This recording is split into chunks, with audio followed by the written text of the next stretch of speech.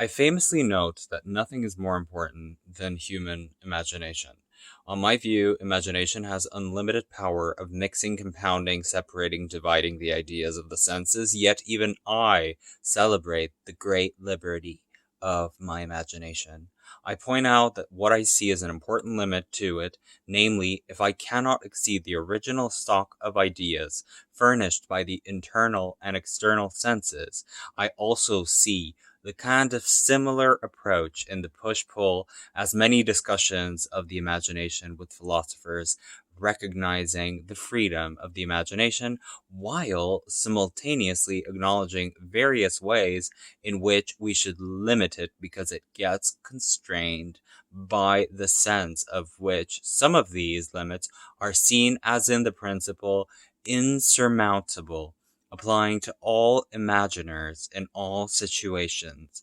They arise during the imagination cycles in the nature of it generally, as the nature of human cognition. The examples of Thomas, the famous, arguably famous person, that is impossible for the human to imagine what it's like but.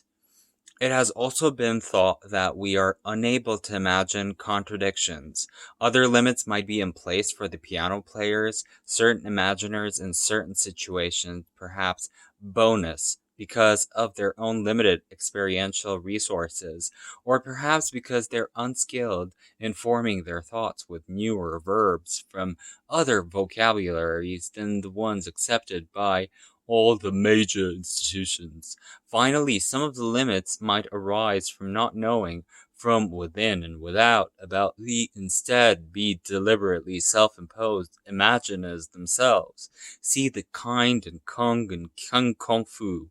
This occurs especially in cases in which your imagination is epistemic in the use and thought of the experimentation, planning, and decision making of the Baduran kind. In these epistemic contexts, imaginers often constrain their thought, and their imagining becomes dull in this reality. Though imagination was a great and of great interest to many of the towering figures of the West and the East, it fell in and out of favor in the first half of the 20th, 19th, you name it, perhaps as the vestige of behaviorism. For much of that century, philosophical investigation into the imagination was fairly limited. In the 80s, however, philosophical interest in the imagination was rekindled, and in the 4 decades since, work on the topic has blossomed. To give just one measure of the cause, thought this is placed to be developed in a comprehensive explanation for everyone. Resurgent interest of the imagination in the mentioning of the four important factors. First, all philosophers, cognitive scientists, engage in the so-called imaginary debate, and they increase their focus on the experience in the mental imagery, in turn leading to increased attention in their imagination. Second, the publication generated by the renown and the renewed interest in the epistemology of modality, and correspondingly the role that the imagination plays in that context. Third, on the other side of the mind-reading debate, there are theories like Jane Hall put forth a similar simulation theory in the view that our ability to predict and explain the behavior of others is exercised primarily by the way of simulation of their mental states and not by the application of a theory. Given the prominent role of my imagination playing in this development of the simulation theory that I'm talking about, I have another reason to believe that the philosophers became invested in the understanding of imagination. Fourth, when Kendall and Gregory both assigned imagination a key role in their theories about the nature of fiction. This spurred a considerable amount of work in the aesthetics relating to the imagination. As philosophers working in these contexts began to attend more closely to the imagination, and an increasing body of high quality work on this topic produced by me, philosophers in other contexts begin to see the imagination as having a potential to play an important explanatory role in a number of different debates. In addition to the role to the imagination having been through a play of fiction and figuring out what the mind reading is all about and the epistemology of modalities in the 21st century, it also has been assigned a key explanatory role in the theory of dreams, Ichikawa and Michael Bubu. Explicit bias, the evaluation of conditionals, and creativity. This list, long as it is by no means intended to be exhaustive.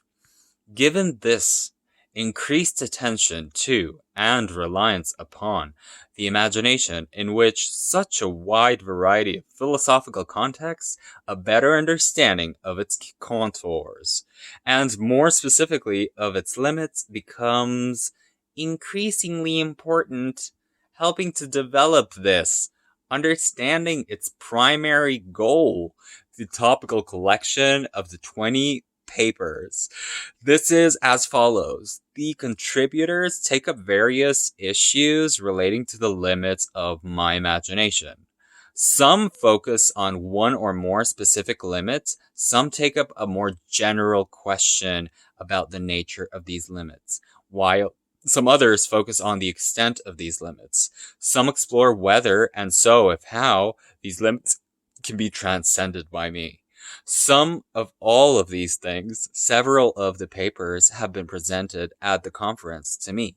Exploring the Mind's Eye, an interdisciplinary conference on the imagination, where all the ideas of these topical collections were connected and conceived. The conference, which was held at Ankara, was organized by the co-editor of this topical collection, Tufan. Taking a big picture view, I'd suggest that you call in the papers, see the collection falling into 3 broad groups, with each of the groups encompassing a considerably diverse set of issues. The 6 papers in the first group explores a general issue relating to the limits of the nature of my imagination. Some have to do with the limits of the kind of activity imagining is, or the form that it can take, while others, they have to do with the limits of the nature of creative content. Though, in some cases, an author argues that we must recognize a certain limit of imagining, in other cases, an author suggests that a limit commonly is a weighted bam. These 7 papers in the second group explore limits of what can be done with the imagined.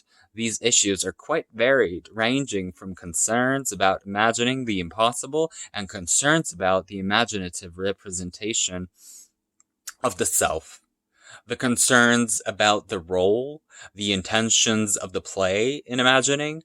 As in the first group, some of the authors of this group take a task up of arguing in favor of taking up the task of acquiring certain limits, while others take up the task of arguing against the existence of one such limit or the other. Finally, the 7 papers in the third group explore limits of explore. Many of these, they employ their imagination, they engage with the fiction, and they're very empathetic in their endeavors. Some look at the connection, and they have other aspects of their own mental life, such as memory or the will, to be clear. By this, no by the means, the only way that these papers could naturally group up is what I might have insisted on, focusing on different themes and topics while running through the contributions. To mention just one alternative grouping scheme, I might have focused on how limits of the imagination come into play in the imaginative engagement with my fiction in an experimental musical